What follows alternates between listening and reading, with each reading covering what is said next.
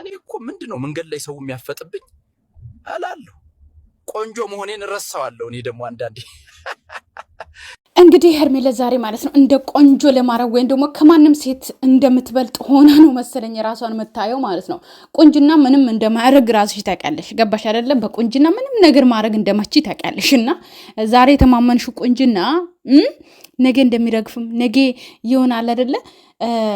እንዴት ነው ብዙ ሰዎች ሲጀመር ማለት ነው እንደውም በመልክ የሚተማመን ሰው ነው ነገ እንደዚህ ሆኛለሁ እርዱኝ እያሉ የሚመጡት ማለት ነው። በዚህ አጋጣሚ መናገር የምፈልገው ምንድን ነው አንድ ሴት ልጅ ከማንም ቁንጅና አትበልጥም። ሶ ኦኬ በራስሽ ሙድ ልትይ ትችያለሽ። ነገር ግን በአሁን ቆንጆ ነኝ ብለሽ በራስሽ አትተማመኝ። በዛ ላይ ደግሞ ቆንጆ ስለሆንኩ ነው አብርሃምን የወሰድኩት ብለሽ በራስሽ እንዳትተማመኝ። ገባሽ አይደለ? ምክንያቱም አብርሃም ጅል ስለሆነ እና ሲሉት ይሄዳል ሂድ ሲባል ስለሚሄድ ነው። እና ያው እንደ አብርሃም አይነቱን አግኝተሻል እንደፈለግሽ አድርጊ ለማለት ፈልጌ ነው።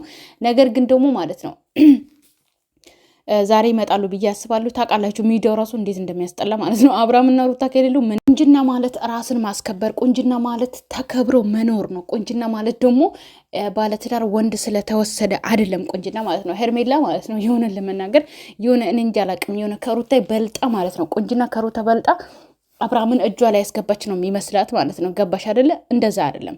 ሩታ እንኳን ብታፈቅር ብታለቅስም ወይም ደግሞ አግባኝ ብላ ብታለቅስ ራሱ ማለት ነው ወይም ደግሞ ፍቅሬን ተቀበል ብላ ብታለቅስ ራሱ የመጀመሪያው ነው። ሲቀጥል ደግሞ ከሱ ሌላ ማንም ጋር ሄዳ አታውቅም።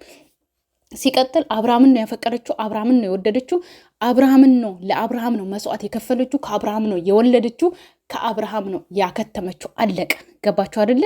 ከማንም እንደዚህ ባለትዳር ወስዳ ወይም ደግሞ ሌላ ወንድ ወስዳ ምናምን አይደለም። ለዛውም ደግሞ አሳድጋ ለውጣ ብዙ ሰው እንዲወደው አድርጋ ነው። ገባሽ አይደል? ለአንቺ የሰጠችው ማለት ነው። እና ስለዚህ ምን ማለት ፈልጌ ነው ከማንም በልጥሽ አይደለም፣ ወይም ደግሞ ቁንጅና ከማንም በልጥሽ አይደለም። ነገር ግን ይሄን ራሱ መናገር የፈለግኩት ምንድን ነው አሁን ባላችሁበት ሰዓት ኦኬ በራስሽ ሙሉ ልትጫወቺ ትያለሽ ብያለሁ።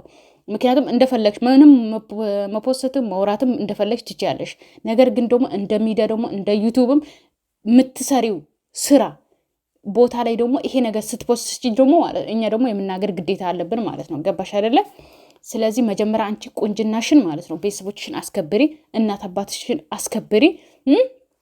ጭንቅላትሽ አጠገብ ያለውን ሃይማኖት ወይም ደግሞ ጭንቅላትሽ አጠገብ ያለው የምትወጂ ከሆነ ገብርኤልን ማለት ነው ሃይማኖትሽን አክብሪ መጀመሪያ ማለት ነው። ገባሽ አይደለ?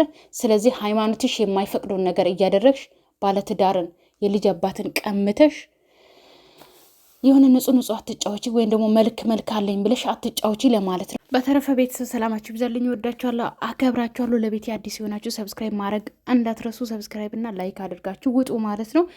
ባይ ባይ።